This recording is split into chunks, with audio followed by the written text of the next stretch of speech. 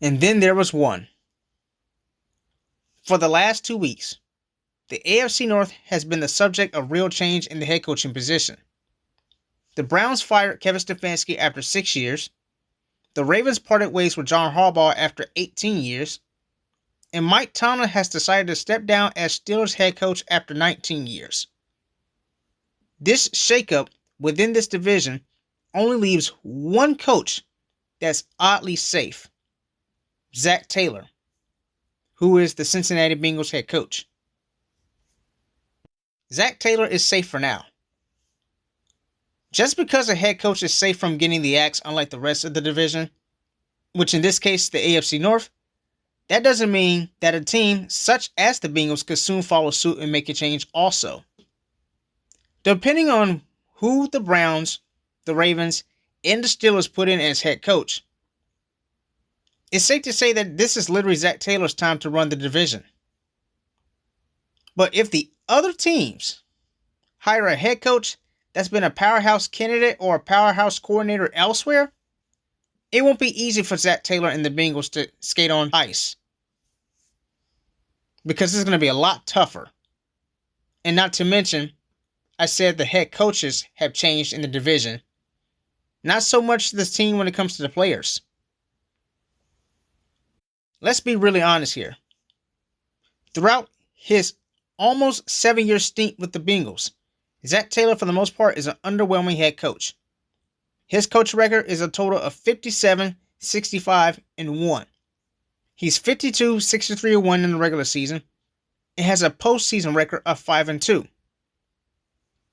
He went 6, 25, and 1 during his first 2 years as Bengals head coach until when he decided to draft hot quarterback prospect Joe Burrow from LSU, and the next thing we know is that the Joe Burrow-Zac Taylor tandem would get 2 divisional titles back-to-back, will reach Super Bowl 56, where they lost to the Los Angeles Rams, in a great Super Bowl matchup, by the way, 2 playoff appearances, and since Joe Burrow has been added to the mix at the quarterback position, I said Joe Burrow, this is not on Zac Taylor, the Bengals end up winning 5 playoff games in total.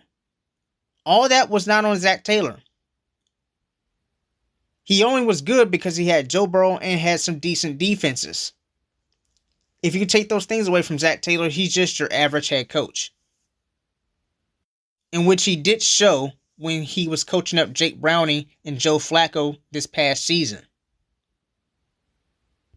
The Bengals have been back to the postseason in 3 years, primarily because of inconsistencies with Zac Taylor and his questionable play calling. As such, he would throw Joe Burrow to the wolves at times when he isn't 100%, and Joe Burrow at times is 100% not sure about the offensive play calls Zac Taylor usually dish out. In 2023 and 2024, the Bengals went 9-8 twice at above 500, and fans were still calling for Zac Taylor's head because he is an underwhelming head coach. The Bengals went 6-11 this past season despite going 2-0 in their first 2 games to open up the season. During this season, they will win a game between 2 consecutive 4-game skits in between. And then Joe Burrow went down after week 2. And then it was a domino effect.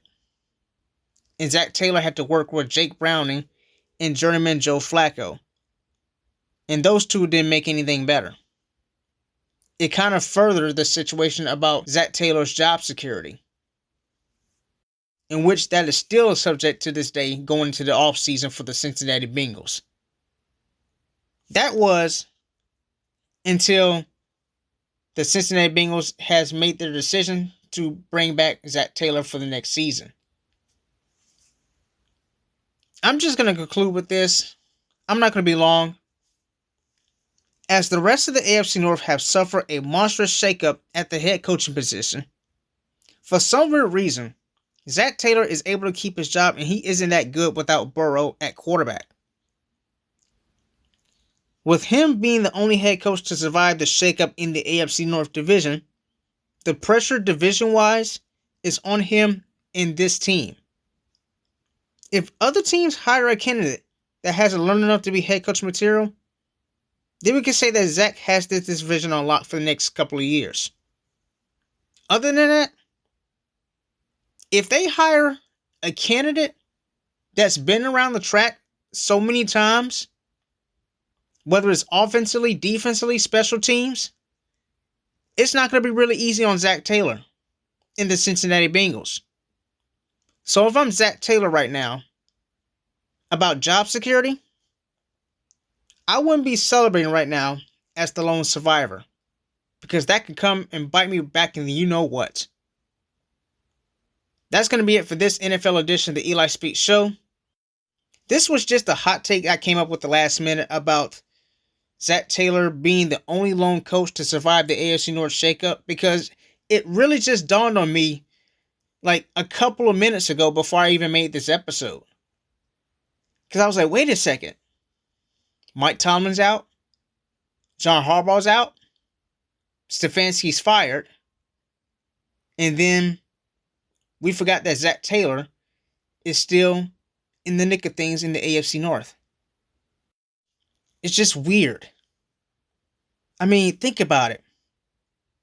The AFC North would never be the same without Mike Tomlin or John Harbaugh.